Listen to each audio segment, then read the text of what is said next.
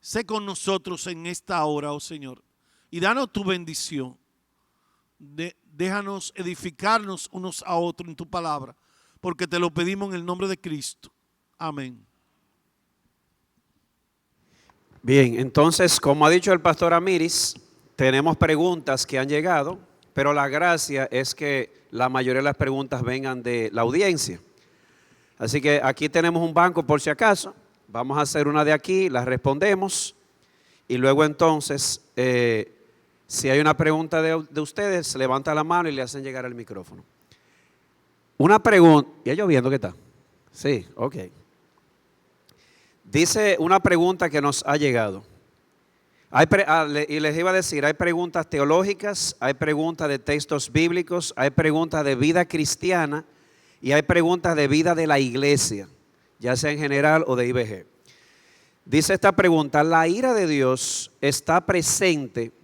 En forma de pregunta, ¿la ira de Dios está presente ante un elegido que no ha sido salvo todavía?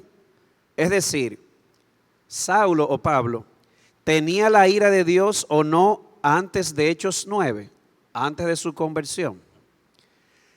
La respuesta a la pregunta no es sencilla, en un sentido, y es porque a veces uno analiza este tipo de cosas a la luz de la soberanía de Dios y de su plan eterno, en lugar de responderla a la luz de la responsabilidad humana. Ahora bien, ¿qué pensamos? Diría que, esto puede sonar raro, pero es lo que vemos en la Biblia. El elegido, aunque sea elegido, no es cristiano o no es creyente hasta que no se convierta. Así de sencillo. El elegido, aunque sea elegido, los elegidos le pertenecen a Dios. A nosotros nos tocan los perdidos. El elegido, aunque sea elegido, no es cristiano, sino hasta que se arrepiente y se convierte. De igual forma, el elegido, aunque sea elegido, hasta que no ponga su fe en Jesús, la ira de Dios está sobre él. Y decimos eso por dos razones. Número uno, porque en Romanos 2, 4 y 5, Pablo dice que la bondad de Dios debería guiarnos al arrepentimiento. Pero por causa de tu corazón duro y de la terquedad de tu corazón y de tu terquedad y tu corazón no arrepentido, estás acumulando ira para el día de la ira. O sea que mientras no se arrepienta, la ira de Dios está sobre él y le está acumulando para el día de la ira.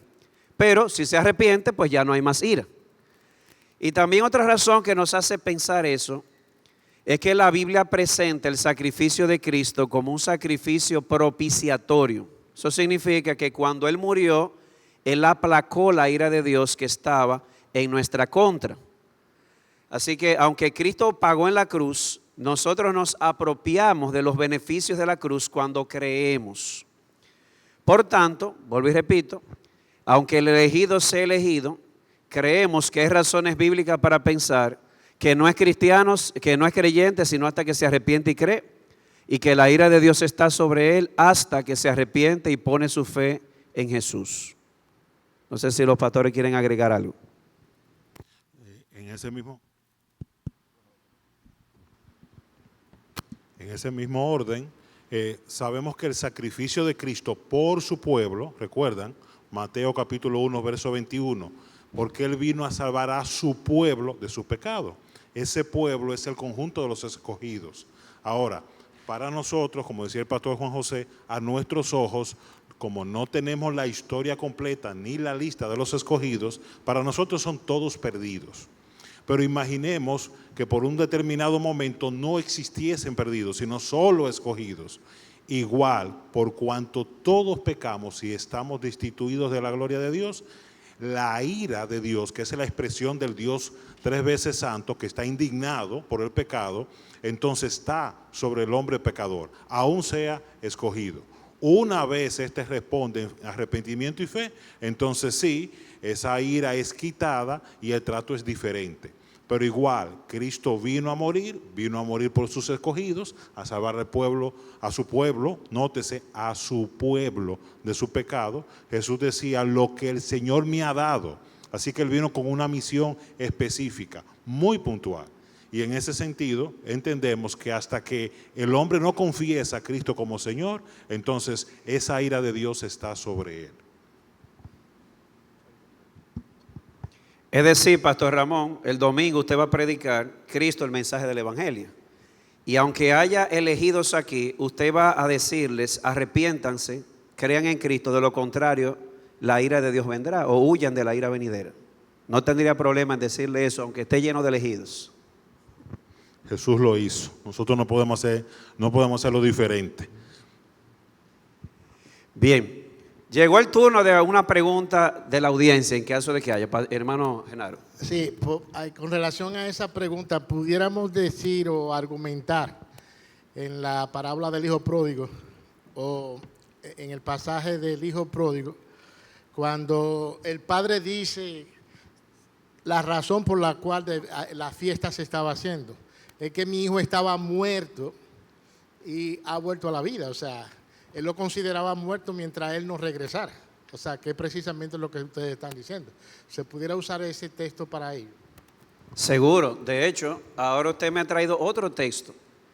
Y ese sí es más claro todavía. Efesios 2. Vosotros estabais muertos en vuestros delitos y pecados. Y al final dice, y éramos hijos de ira, lo mismo que los demás. Punto y aparte. Gracias por el texto, porque a propósito de que estaba muerto y ha vuelto, eso es lo que dice Efesios. Bien, como esa fue corta, cualquier otra que pueda haber de la audiencia, vamos a darle chance. Eso fue como afirmando la anterior. Hermano José. Bien, buenas noches, hermanos. Yo quiero hacer una pregunta, tiene que ver con teología, escatología específicamente. En Mateo capítulo 10, el versículo 23. ¿A qué se refiere cuando el Señor le dice a sus discípulos, a sus apóstoles, antes que venga el Hijo del Hombre, no acabaréis de recorrer todas las ciudades de Israel? A la luz del contexto de ese capítulo, claro, y de todo el contexto de Mateo, dice el verso 23, lo voy a leer.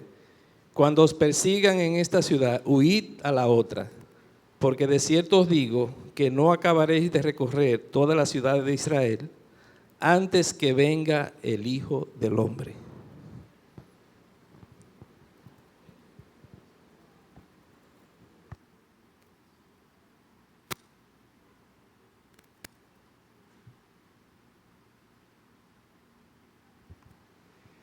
El texto, no estoy tan seguro de que no lo he predicado a profundidad, así que no lo he estudiado a profundidad. No estoy tan seguro que el texto sea escatológico, es decir, futuro. Ese pasaje tiene lugar en el contexto en el que Jesús mandó a un grupo a predicar en Israel. De hecho, Él les dice, miren que yo los envío como ovejas en medio de lobos, así que estén atentos, sean astutos como serpientes y sencillos como palomas, y les da varias advertencias para que ellos tengan cuidado cuando le estén haciendo, se estén cuidando de esos lobos. Y da varias razones, y es que va a haber persecución, va a haber maltrato, y Él les dice, y en ese momento, sí, no se preocupen porque el Espíritu Santo les dirá qué han de hablar. Entonces, Él les dice, cuando os persigan en esta ciudad, huyan a la otra, porque en verdad os digo, no terminaréis de recorrer las ciudades de Israel antes que venga el Hijo del Hombre. Entonces, hay que ver si aquí la venida del Hijo del Hombre tiene una conexión más cercana con el entronamiento de Cristo a la diestra del Padre, que a veces se usa en ese sentido, no básicamente de la segunda venida. Incluso hay algunos que vinculan esa venida del Hijo del Hombre con la destrucción de Jerusalén en el año 70, que Él vino en juicio sobre la ciudad. como les decía, yo no estoy muy seguro porque no lo he estudiado a fondo todavía, pero me inclino a pensar que cuando él dice, venga el Hijo del Hombre, se está refiriendo a su venida en ira en el año 70 sobre el pueblo de Israel. Y por eso la misión. Pero es solo una opinión por el momento. Ya cuando lo predique, que yo profundice más, puedo hablar con tal vez un poquito más de seguridad.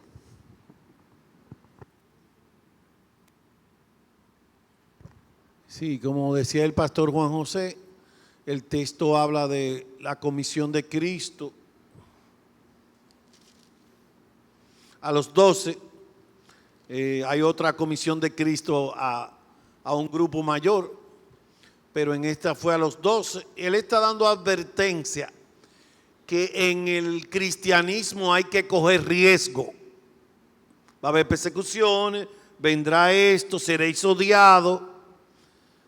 Y en el verso 32 y 33, él como le da una aplicación después que le da esas advertencias. Por tanto, todo el que me confiese delante de los hombres, yo también le confesaré delante de mi Padre que está en los cielos. Cualquiera que me niegue delante de los hombres, yo también le negaré delante de mi Padre que está en los cielos. En verdad,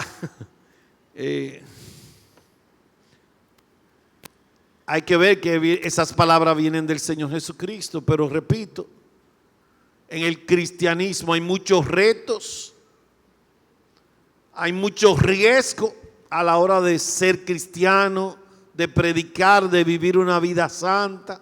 Hay mucho riesgo, pero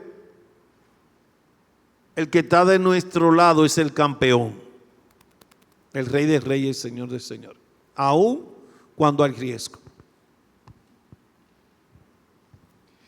Sí, toca una de aquí y después vamos con el sensei, Marcial. Otra pregunta que nos ha llegado ahora de textos bíblicos dice, Filipenses 1:21 dice que para el creyente o los creyentes como Pablo, el morir es ganancia, porque eso significa estar con Cristo. ¿Podría un creyente genuino considerar el quitarse la vida como una opción por el deseo de estar con Cristo? Es una buena pregunta. La respuesta es jamás. O sea, de que podría, pero no debería. Nunca. De hecho, en el mismo texto tenemos la razón. Pablo dice, yo tengo deseo de partir y estar con Cristo, lo cual es muchísimo mejor. Sin embargo, él dice en el verso 24, seguir en la carne es más necesario por causa de la obra. Y en el 25 él explica en qué consiste esa obra. Trabajar para el gozo y la fe de los hermanos. En otras palabras, mi hermano, mientras Dios te tenga aquí, Él tiene una misión contigo. Y es trabajar para el gozo y la fe de tus hermanos y de aquellos que te rodean. Cuando Dios termine su misión contigo aquí, entonces llegó el momento de partir. Y ahí es que tú dices, ¿y cuándo será eso? Eso lo decide Él. Él te mandará llamar. Cuando sea el momento, Él te dirá cuando ya hayas terminado la carrera, cuando hayas peleado la batalla y ya sea el momento de volver a casa. Eso no lo decidimos nosotros. De hecho, conozco una persona muy especial, creyente, con una fe firme y con una condición médica que me hizo esa pregunta en una ocasión. Y yo le di esa misma respuesta. Y para su sorpresa, su médico de cabecera o uno de sus médicos un día le dijo, lo tuyo no me lo explico. Tu firmeza, la única explicación que yo tengo es que tu fe te ha sostenido. Yo le dije, ¿te diste cuenta? Tal vez tú no te has dado cuenta de lo que Dios está haciendo en ti y a través de ti. Pero ese día hasta tu médico te dijo que la única explicación a la firmeza que veía en ti a pesar de tu condición médica era tu fe. Entonces el Señor no ha terminado contigo. Deja que el Señor lo decida y Él te va a mandar a llamar. Mientras tanto sigue trabajando para la fe y el gozo de los que están a tu alrededor.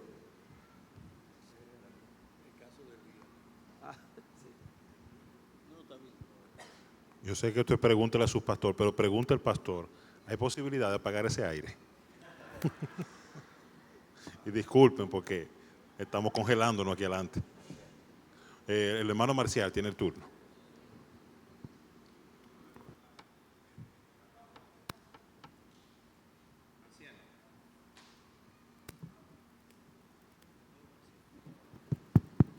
Le voy a dar el turno a Lorena, que estaba primero. Entonces después de Lorena va Marcial. Ah, tan lindo, gracias Marcial. Ay, eso se oye aquí. A propósito de la predicación del domingo, que fue excelente, pastor, de verdad, muy buena. Entonces, mi pregunta, ¿qué acciones prácticas, aparte de nosotros sumergirnos en la palabra? Yo sé que hay cosas prácticas que podemos hacer para que nuestra lengua bendiga y no maldiga. Que brote solo agua dulce y no amarga. ¿Qué acciones prácticas podemos tener?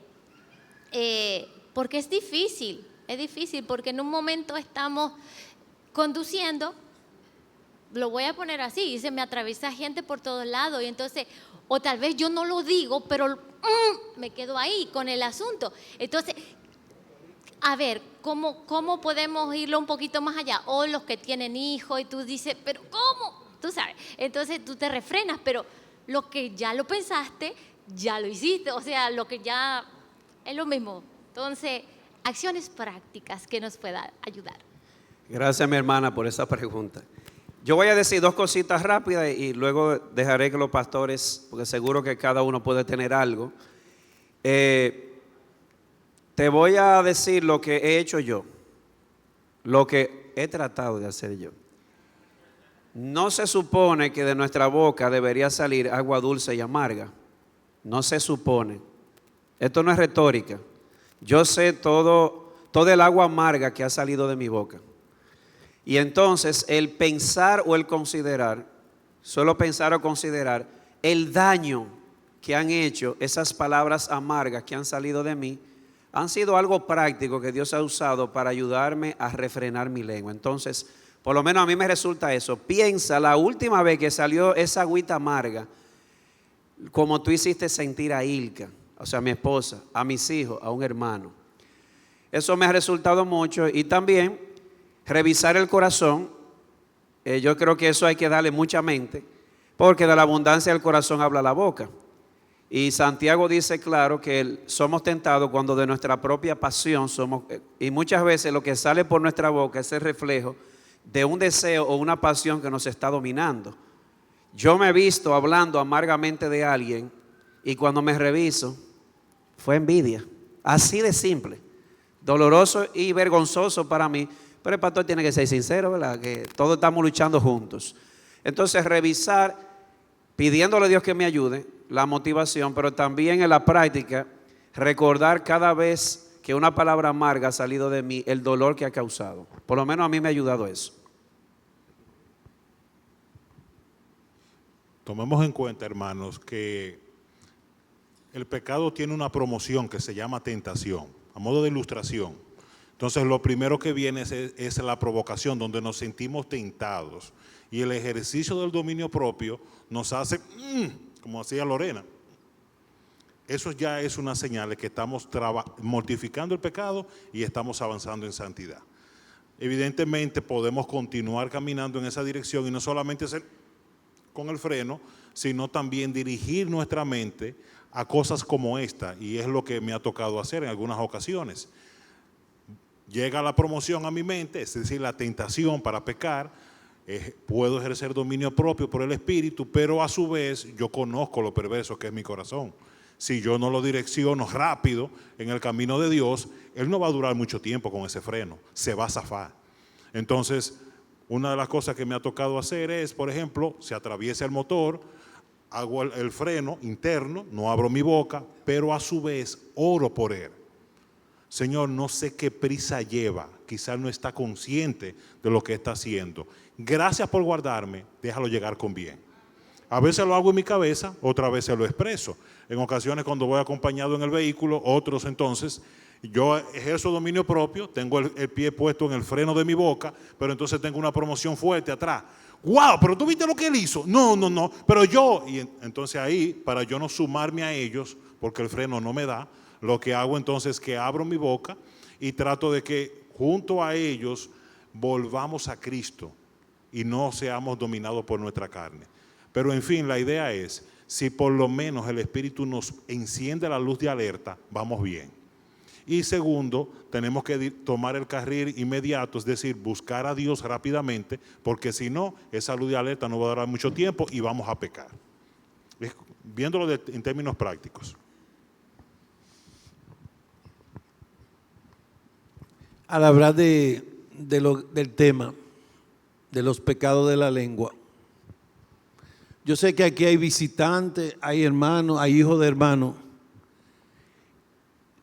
El primero en la lista soy yo. Vengo navegando toda la vida cristiana luchando con ese pecado de la lengua. Y lo que me conocen lo saben. No estoy hablando, estoy hablando aquí en papel en blanco. O sea, ahora bien,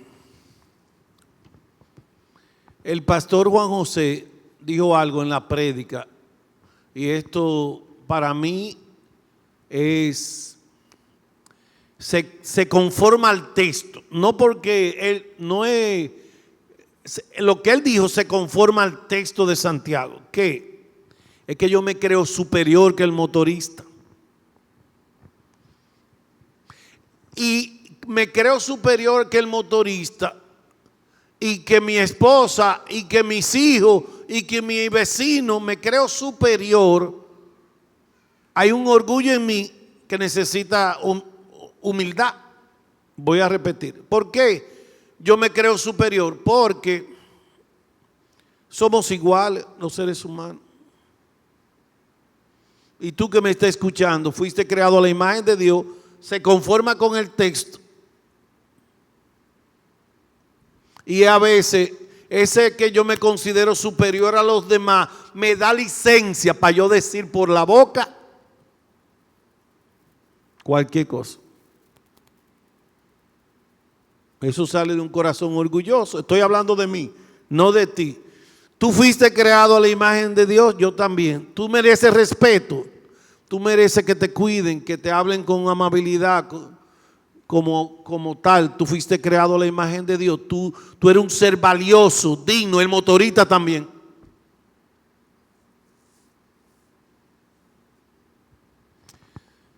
Pero, ¿y la gracia, hermanos? También lo dijo el pastor Juan José. Necesitamos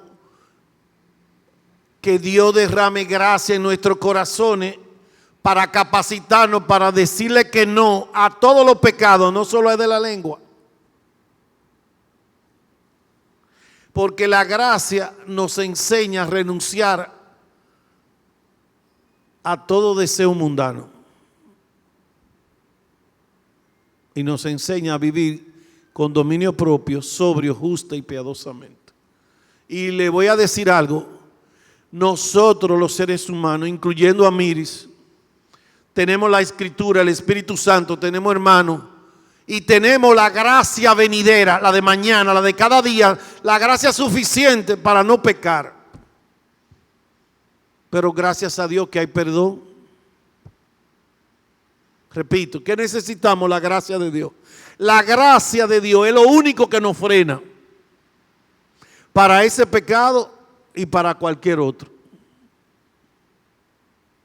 Si no me frena la gracia de Dios, yo fuera peor que Hitler.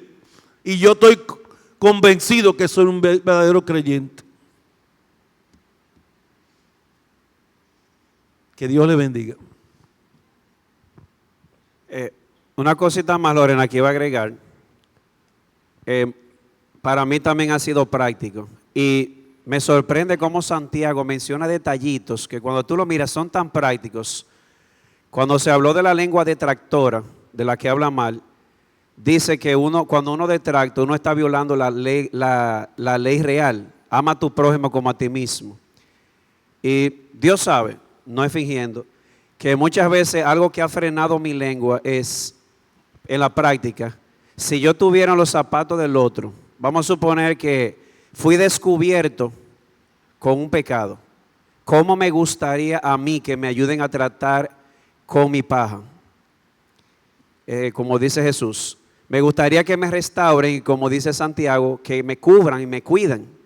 Entonces yo me pongo a pensar, qué hipócrita a veces soy yo, que quiero esa regla para mí, pero no la uso para con el otro. Entonces son cosas que son prácticas. Pensar, si fuera yo, pensar, mira, mis palabras amargas, lo que pueden causar. El hijo mío es más chiquito, yo le pregunté el domingo, ¿qué aprendieron? Y él dice, a mí me impactó mucho lo del incendio. Cómo una palabra que uno dice puede armar un incendio en la casa, en la iglesia, en la sociedad, en las redes sociales. Una simple palabra que yo dije fue un carbón que armó un fuego grandísimo. Y entonces pensar en esas cosas podrían en la práctica ayudar. A mí me han ayudado bastante. Hay un versículo en el Salmo 141 también que me ayuda en términos prácticos. Orar. ¿Qué voy a orar? Señor, pon militar en mi boca. Pon guardia en mi boca. Vigila la puerta de mis labios o la de mi corazón. Así que ya saben, para la próxima canción respuesta, ¿cómo que dice la canción? Ay, Dios mío, ayúdame a guardar mi lengua, ¿qué dice? A controlar mi lengua. Algunos hermanos pidieron ese y dijimos, no, esa no va. Tenemos una de aquí, luego vamos con el hermano Marcial. Dice, ¿cómo uno maneja la desconfianza absoluta con el ser humano? Esto lo hizo un hermano que lidia mucho con desconfiar del otro. Tiene algo que ver con sus experiencias pasadas. Bueno, es verdad que la Biblia dice en 1 Corintios 7 que el amor, ¿qué dice? Todo lo cree. Sin embargo, nosotros creemos que aunque eso es así, hay otros textos de la Biblia que deberían llevarnos a decir el amor todo lo cree hasta que las evidencias no digan lo contrario. ¿Cómo así? El hermano José hizo una pregunta de Mateo 10, donde Jesús dice, ustedes van a estar como ovejas en medio de lobos, sean pues astutos como serpientes y sencillos como palomas. Una de las cosas que yo le enseño a mis hijos es, nuestra gentileza, dice Pablo en Filipenses, debe ser conocida por todos. Usted debe ser gentil. Perdóneme, mi hermano, si usted me juzga, pero así le digo, hasta que venga una persona desconocida y se ponga de fresco con ustedes. En otras palabras, hay lobos y hay que ser cuidadosos. Si yo no conozco a esa persona y vivimos en un mundo caído, yo puedo ser gentil, pero debo mantener cierta distancia. No lo conozco. Pero también vamos a suponer, y si yo conozco al hermano, yo creo que también aplica el de el amor todo lo cree hasta que las evidencias no digan lo contrario. Por ejemplo, escúchame por el ejemplo, pero voy a usar un ejemplo fuerte. Si hay un hermano que mala paga y entonces él viene y me pide dinero prestado y yo se lo doy, él me dice, te lo voy a pagar el viernes y yo confío en ese hermano, pero resulta que después él me dice, no, es el viernes dentro de 3 años, porque hay de todo en la viña del Señor. Y resulta que ya se ha repetido una y otra vez. Hermano, yo conozco, es toda vergüenza, pero yo conozco una hermana dentista que ella dice que ella no le fía a ciertos cristianos. Me da vergüenza eso. Entonces, puede ser que ese hermano yo lo voy a seguir amando, yo lo voy a seguir queriendo y como parte del amor debo confrontar también. Pero el hecho de que yo ame al hermano, ya las evidencias me han mostrado de que aunque puedo ser gentil y amable contigo, hay ciertas cosas que no puedo confiarte. ¿Por qué? Porque no eres confiable. Entonces yo puedo seguir ahí, vamos a ayudarte, trabajar la veracidad, pero el punto es el amor todo lo cree hasta que las evidencias no digan lo contrario. Y hay desconocidos que podrían ser lobos y requiere prudencia. Y hay conocidos que ya han demostrado que no son confiables en todo. Incluso cuando se habla, por ejemplo, de relaciones matrimoniales, puede haber perdón y eso es instantáneo. Sin embargo, no siempre la confianza se recupera inmediatamente. Hay que trabajarla, literalmente. Entonces, eso a grosso modo. No sé si los pastores quieren decir algo. También, sin hablar de un pecado específico,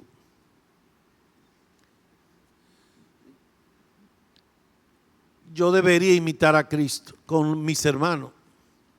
Yo no estoy diciendo en el caso de que toma prestado y no paga, no estoy diciendo eso.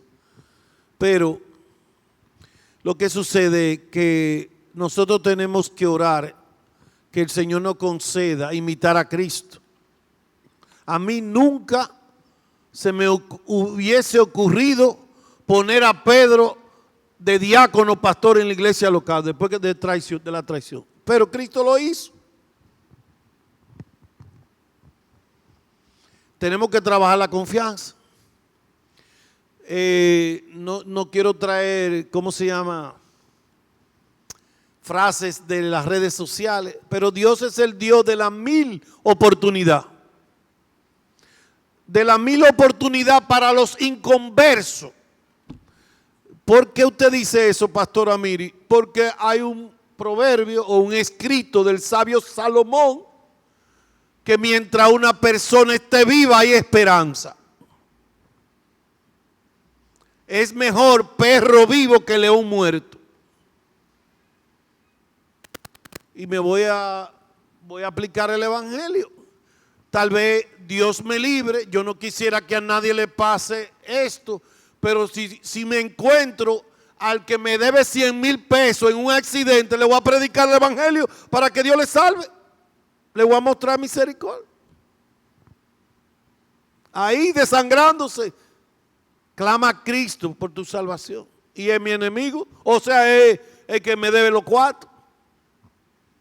O sea, la Biblia nos dice que el cristianismo es una contracultura. Es una contracultura. Ama a tu enemigo. Si tu enemigo te pide pan. Yo entiendo el tema de la confianza. Y si alguien nos roba, no, es difícil que confiemos. Pero tenemos que vivir la vida cristiana. Dios nos ayude. Con hermanos y con inconversos. Dios nos ayude. Yo conozco personas inconversas y creyentes que se han endeudado y no tienen con qué pagar. ¿Y qué voy a hacer? ¿Le voy a caer a palo? No tienen con qué pagar.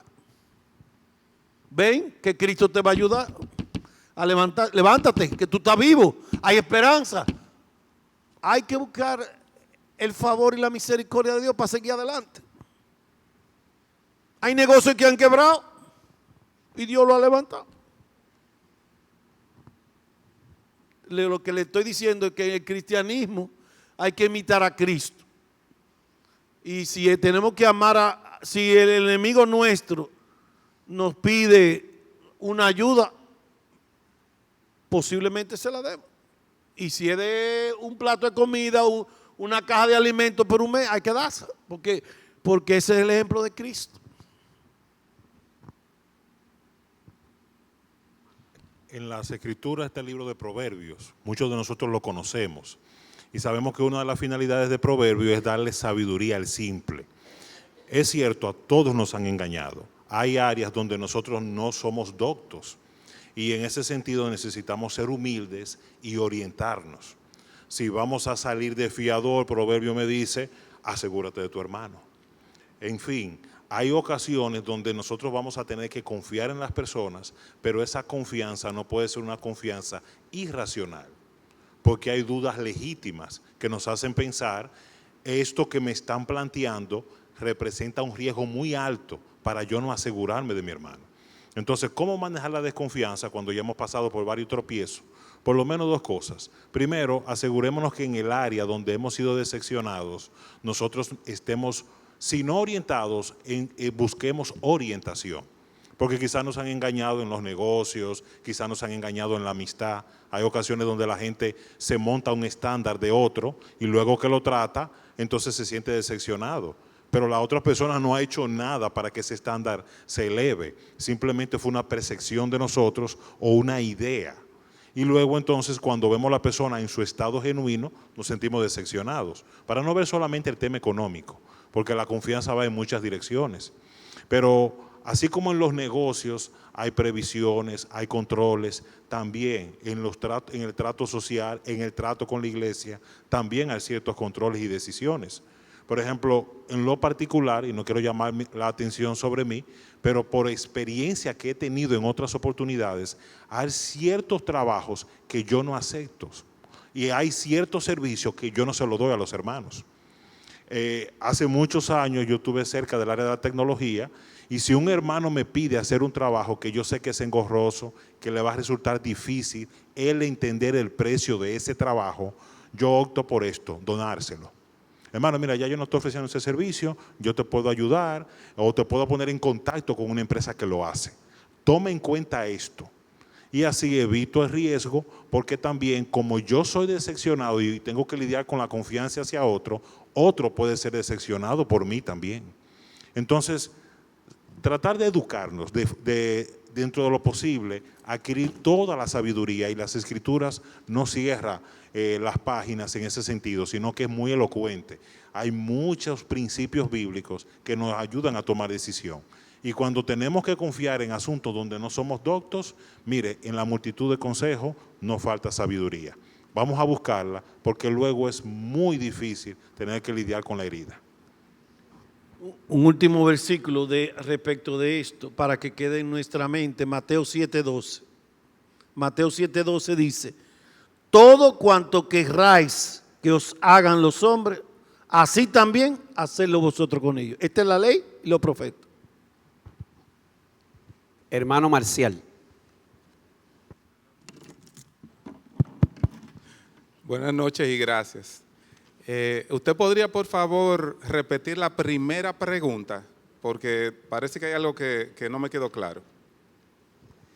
La pregunta es si la ira de Dios está presente ante un elegido que todavía no se ha convertido.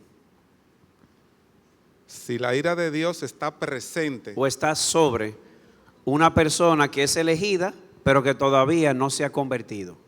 Sí, lo que quizás estoy un poco confundido es el hecho de que la respuesta que dieron, todo se enfocó en que la persona viene a ser cristiano cuando se convierte. Entonces, a mí me chocó un poco porque es como si la ira de Dios se le quitara cuando ya él se convierte. Y lo que quita la ira de Dios es el sacrificio de Jesús. Entonces, eso es lo que estoy como, ¿verdad? Esa persona es elegida, Cristo murió por él todavía no se ha arrepentido, pero entonces la ira continúa hasta que él se arrepienta. Eso es como si dependiera de que él se arrepintiera. Esa es la confusión. Ok, gracias Sensei por la pregunta para así aclarar. Cuando decía que el elegido no es cristiano hasta que no cree, aunque sea elegido, Hechos 13:48 dice, y creyeron los que estaban ordenados para vida eterna. Ahí está la secuencia. Él estaba ordenado para vida eterna, pero fue cuando él respondió al evangelio con fe que él se hizo creyente. Con relación a lo de la ira, sí es cierto, es elegido. Cristo pagó por esa persona, pero los beneficios de la obra de Cristo no son aplicados. Hay lo que se llama salvación planeada antes de la fundación del mundo. Salvación lograda, Cristo la logró en la cruz. Y salvación aplicada. Cristo murió por Marcial. Ahora, los beneficios de la muerte de Cristo son aplicados a Marcial cuando él se arrepiente y cree, no como causa, sino como medio. Y el texto de Efesios 2 es claro. Nosotros, dice él, estábamos muertos en delitos y pecados y éramos hijos de ira, lo mismo que los demás. Entonces, no es que la fe o el arrepentimiento son la causa, sino el medio a través del cual yo me apropio de los beneficios. Entonces, ayuda un poco a separar lo que es salvación planeada, lograda y aplicada. El pago se hizo en la cruz. Ahora, yo recibí ese dinero cuando yo creí. Incluso eso es tan hermoso que también está la inversa. A Abraham le hicieron el pago y todavía el depósito no se había hecho. Abraham creyó y le fue contada por justicia. Y todavía Jesús no había pagado. Es como si Dios se pidió prestado él mismo. A lo que hizo Cristo 2000 años después, le aplicó ese pago a Abraham y Abraham fue justificado. Entonces, como yo decía, lo que a veces dificulta es que aquí se mezcla el plan y propósito con la responsabilidad humana, pero la Biblia dice que cuando yo creo y me arrepiento, es que yo recibo los beneficios de la obra de Cristo, su perdón, su justificación, la adopción, etc. Aunque yo fui predestinado para eso. No sé si eso más o menos responde. Otra pregunta aquí, esta de la vida de la iglesia. Dice, me cuestiono si está bien ser miembro de una iglesia de sana doctrina y pertenecer a grupos pequeños de otras iglesias. Sé que trato de llenar mis días con gente de Dios, pero está mal congregarme en un lugar y estar en grupos pequeños de otros lugares. Muy interesante pregunta, muy práctica.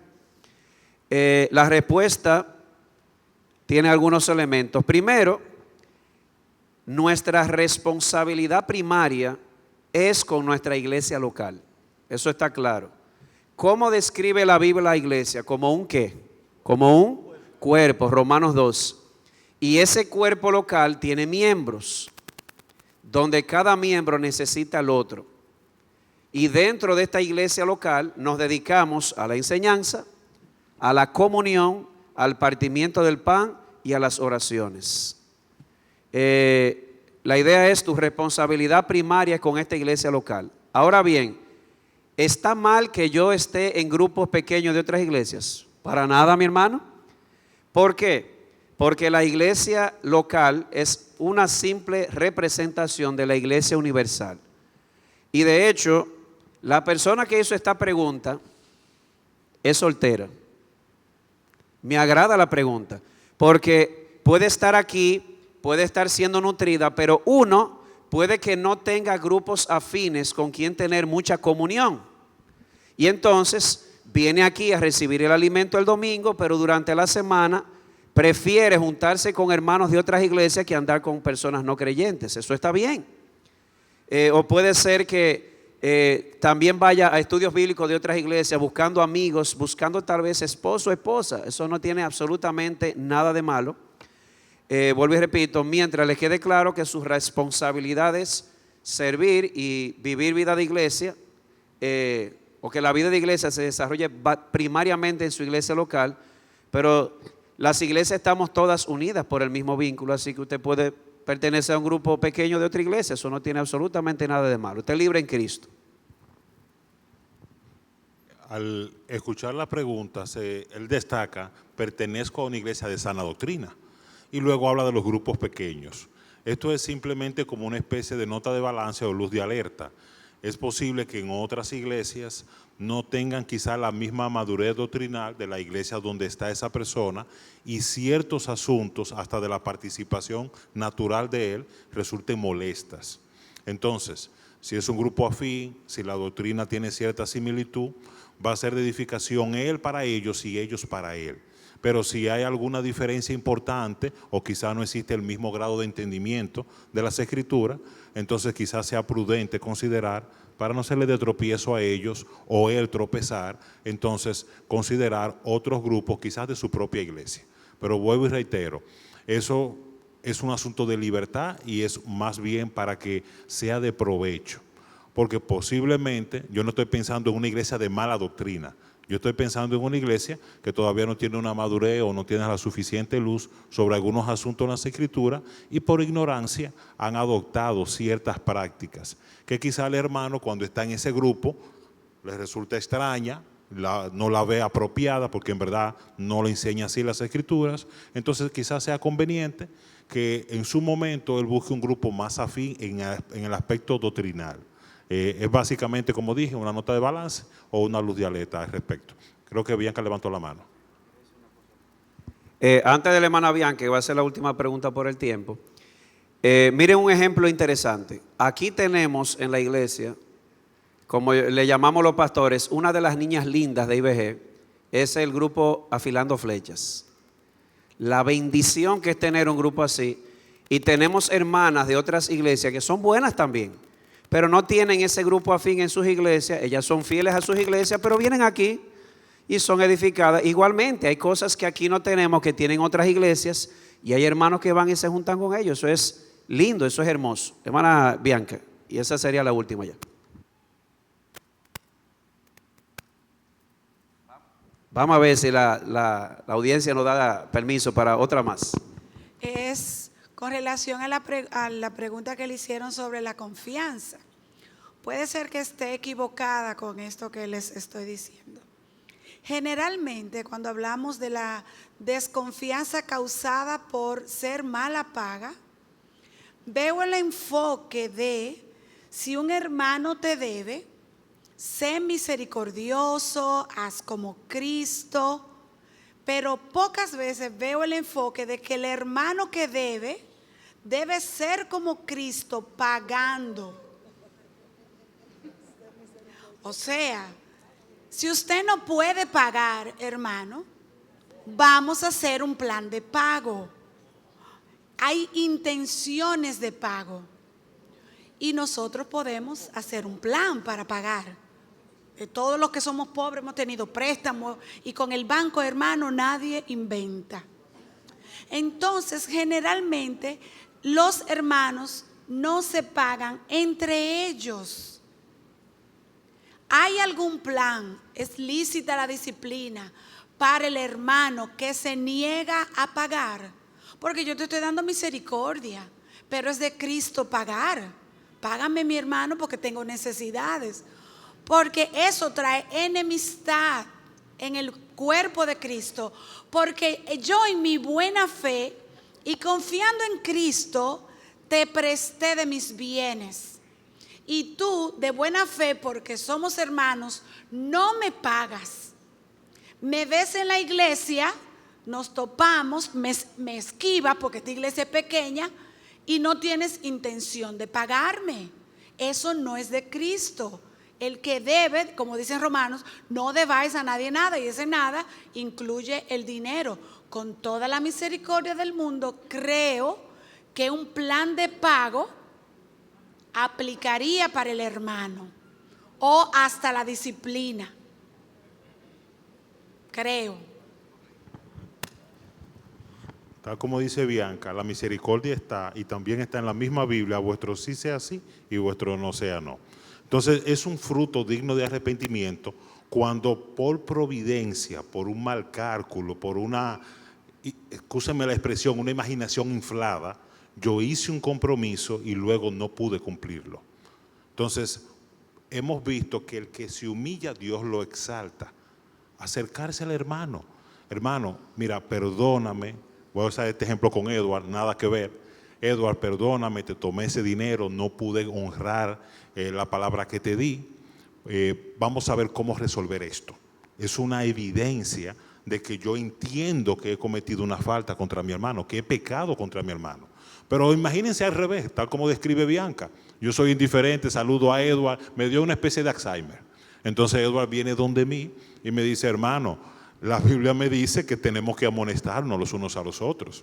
O sea, quizás no sea tan bíblico así, pero él se acerca y me dice, quisiera confirmar dos cosas. ¿Recuerdas un compromiso que tenemos? Ah, ¿y cuál, hermano? Recuerda que yo te presté ese dinero y tú no... era un préstamo. Sí, es un préstamo, hermano, no es una ofrenda. Entonces, ¿cómo podemos resolverlo? Yo lo necesito.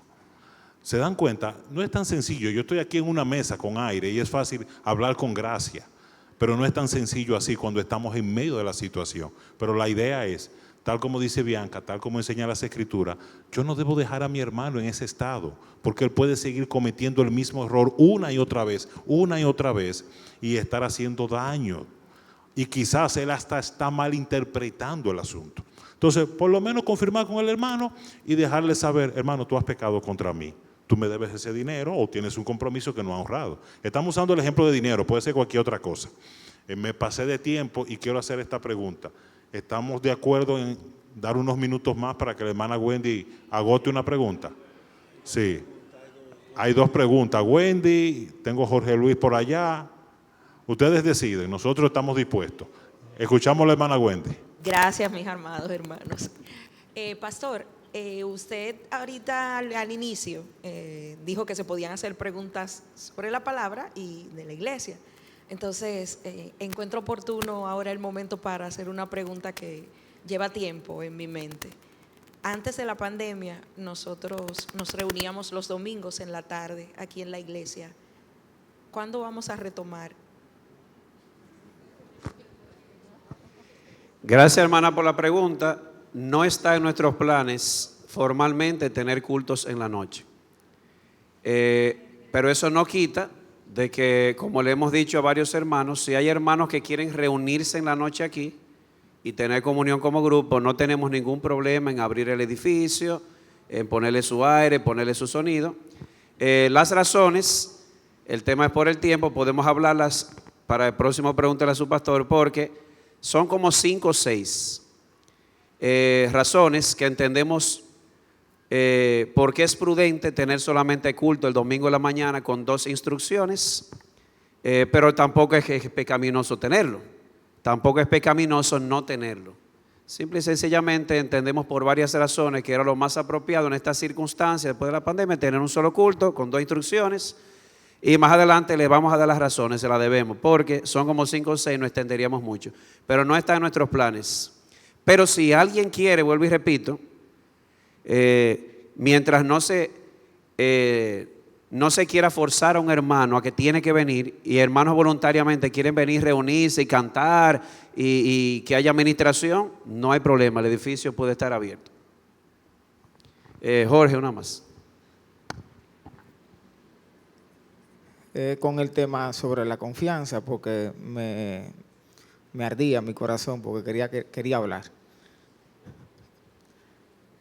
Porque mi esposa me hizo así, entre codos, tú confías mucho en la gente. Y de hecho es cierto. Pero la pregunta que el hermano tiene, que se la hicieron a ustedes, es cómo luchar con la desconfianza. Bianca hablaba de cuando le prestamos a un hermano, y ese es otro tema. Si le prestó, ya le prestó. Pero la confianza es un valor que Cristo nos enseña. Y yo he sentido mucho gozo cuando tomo el riesgo, porque realmente es un riesgo en confiar. Porque después veo resultados y la gloria para Dios. Porque al final no fue mi fuerza. Dentro de mí estaba la tentación, como dice, y ciertamente el Señor nunca nos va a mandar nada o una tentación que no podamos soportarla. Y por medio de la oración, cuando ejercemos la confianza, o sea, ya que lo meditamos, no es que seamos apresurados, porque una cosa es ser apresurado, usted dice yo confío, no, usted se apresuró, usted no fue sabio en la decisión que tomó. No, yo confío, estoy seguro. Si nos examinamos, a veces que nos apresuramos o nos emocionamos y somos engañados fácilmente, pero practicar la confianza es un fruto que da gozo.